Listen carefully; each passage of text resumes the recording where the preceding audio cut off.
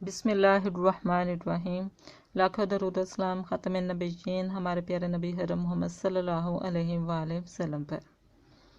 अस्सलाम वालेकुम dear students, आज हम एक्सरसाइज 7.3 के क्वेश्चन 11 एंड 12 को सोल्व करेंगे। दोनों क्वेश्चन ये लॉन्ग है। सबसे पहले आपको डॉट प्रोडक्ट की डेफिनेशन का पता होना चाहिए, ये आपने पहले भी पढ़ी है। U dot V is equal to you magnitude V magnitude cos theta, यानी अगर आपके पास टू वेक्टर हैं यू एंड वी, आपने इसकी डॉट प्रोडक्ट फाइंड करनी है तो फर्स्ट वेक्टर की मैग्नीट्यूड, सेकंड वेक्टर की magnitude cos theta.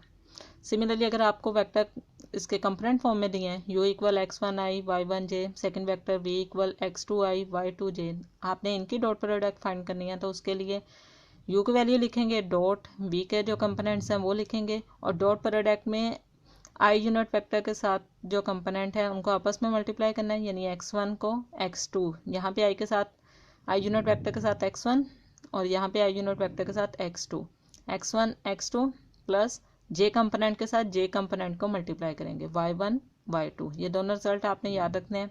Component form में डॉट प्रोडक्ट कैसे फाइंड करते हैं, और अगर आपके पास मैग्नीट्यूड गिवन है, एंगल गिवन है दोनों वेक्टर्स के दरमियान में, तो फिर U dot V is equal to you magnitude V magnitude cos theta.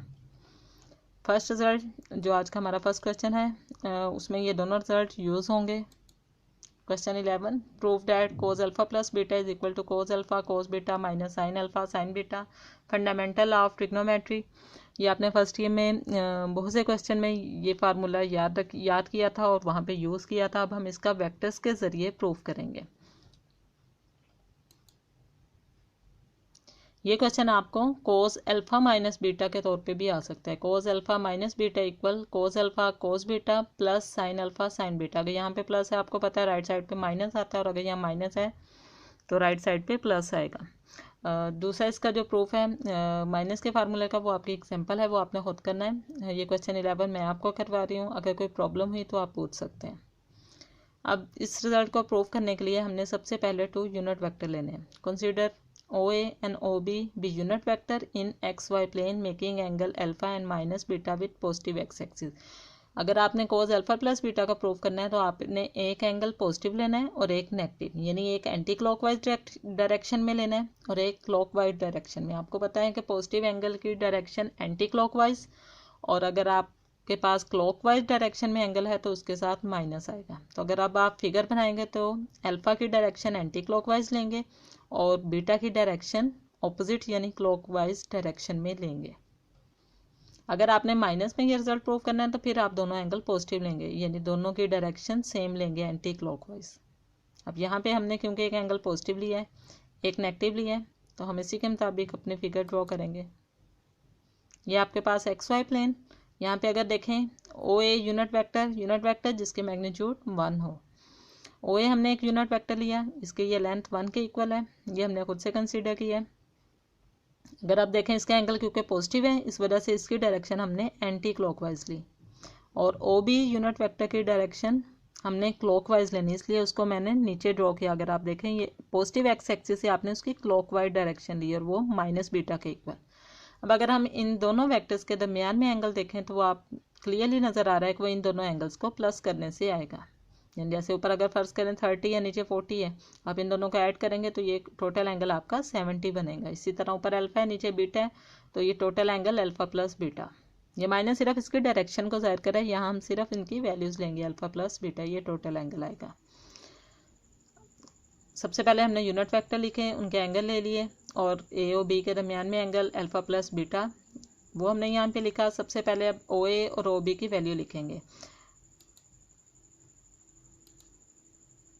इसमें ये आपका सेकेंड ईयर में फिजिक्स में आपने एक रिजल्ट किया था सेकंड चैप्टर में कि फोर्स को हम हॉरिजॉन्टल कंपोनेंट्स या कोई भी वेक्टर, जैसे F की जगह A भी आ सकता है, वेक्टर का U भी आ सकता है, कोई भी नेम है। यहाँ पे हमने वेक्टर F लिया, FXI यानी I यूनिट वेक्टर के साथ हमेशा हॉरिजॉन्टल कंपोनेंट आता है और J यूनिट वेक्टर के साथ वर्टिकल कंपोनेंट।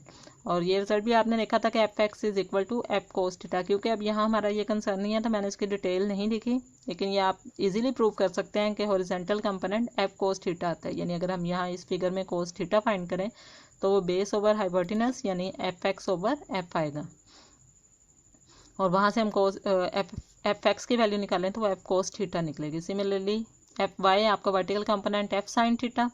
और चूंकि अब यहाँ पे हम यूनिट वेक्टर की बात कर रहे हैं, अगर आपके फोर्स यूनिट वेक्टर हो तो फिर उसकी मैग्नीट्यूड यानी एफ, यहाँ उसको एफ मोड लिखते हैं, वो 1 के इक्वल आएगी। तो इस एफ की जगह 1 आएगा, इस एफ की जगह 1 आएगा, तो आपका रिजल्ट बन जाएगा force equal cos theta plus आई unit vector plus sine theta जे यूनिट वेक्टर। यानी अगर एक आपके पास यूनिट वेक्टर है तो हम उसका लिख सकते हैं एफ या ए जो भी नेम है, नेम लेफ्ट साइड पे उस वेक्टर का आएगा कोस थीटा आई प्लस साइन थीटा जे। तो अब यहाँ पे हमारा फर्स्ट यूनिट वेक्टर ओ ए, इसी रिजल्ट को हम यहाँ पे यूज़ करेंगे। एफ की जगह हमारा वेक्टर आएगा ओ ए, और हमारा एंगल क्योंकि ओ ए का एल्फा है तो हम यहाँ पे कोस अल्फा आई यूनिट वेक्टर साइन अल्फा जे यूनिट वेक्टर, ये हमने फर्स्ट रिजल्ट लिखा। यहाँ पे हमने डायरेक्ट लिखना है, हमें पूरा इस तरह प्रूव करने की जरूरत नहीं है। सेकंड वेक्टर का एंगल क्योंकि माइनस बीटा है तो रिजल्ट यही यूज़ होगा, लेकिन थीटा की जगह हम माइनस बीटा यूज़ करेंगे। कोस माइनस बीटा आई unit vector sine minus beta, यानी जो आपने यहाँ वेक्टर लिखा है उसी के अकॉर्डिंग उसका यहाँ एंगल यूज़ होगा। अब ये रिजल्ट भी आपको पता है कि कोस इवन फंक्शन है, कोस में minus theta plus cos theta के इक्वल आता है, और साइन ऑड फंक्शन है, इसलिए साइन में अगर माइनस है तो वो माइनस बाहर आ जाएगा, यानी sine minus theta is equal to minus sine theta. अब ये आपके पास दो यूनिट वेक्टर थे, उनके हमने एंगल लिए, उनके हमने कंपोनेंट्स लिख लिए। क्योंकि हमने यहाँ पे कोस प्रूव करना है तो डॉट प्रोडक्ट अभी हमने पीछे देखी, u dot V is equal to you magnitude V magnitude cos theta, यानी कोस का रिजल्ट आएगा। तो इसलिए अब हम कोस के फार्मूले का रिजल्ट प्रूव करने के लिए इसकी डॉट प्रोडक्ट लेंगे। नेक्स्ट एक्सरसाइज में हम देखेंगे सेम यही क्वेश्चन साइन के फार्मूले के लिए होगा, उसमें हम सारा क्वेश्चन इसी तरह करेंगे, लेकिन डॉट की जगह हम उसकी क्रॉस प्रोडक्ट, क्योंकि आपको पता है क्रॉस प्रोडक्ट में साइन यूज़ होगा, साइन का एंगल फाइंड होता है, डॉट प्रोडक्ट की मदद से कोस का एंगल फाइंड होता है, इसलिए आपने इन दोनों वेक्टर्स की यहाँ पे डॉट प्रोडक्ट लेनी है। तो अगर देखें ये क्वेश्चन अगर साइन में आता है तो आप याद रखें कि आपने लास्ट में इन दोनों की क्रॉस प्रोडक्ट फाइंड कर लेनी है। अगर आपका ये रिजल्ट कोस के लिए आता है तो हमने इन दोनों वेक्टर की डॉट प्रोडक्ट लेनी है। अब जो आपके पास वेक्टर 1 है और वेक्टर 2 है, इन दोनों के हम डॉट प्रोडक्ट लेंगे। O A dot product O B, right side पे cos alpha i plus sine alpha j dot cos beta I unit vector minus sine beta j unit vector.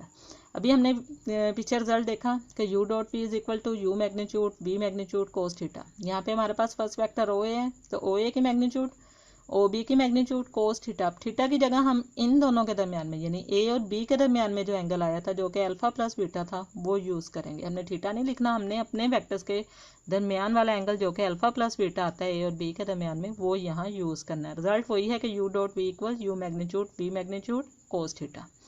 Right side पे component form में dot product है, ये भी हमने अभी पीछे देखी कि आई यूनिट वेक्टर को आई यूनिट वेक्टर के कंपोनेंट के साथ मल्टीप्लाई करना है, यानी आई कंपोनेंट यहाँ कोस अल्फा है, यहाँ कोस बीटा, तो कोस अल्फा कोस बीटा से मल्टीप्लाई होगा, प्लस इंटू माइनस माइनस आएगा।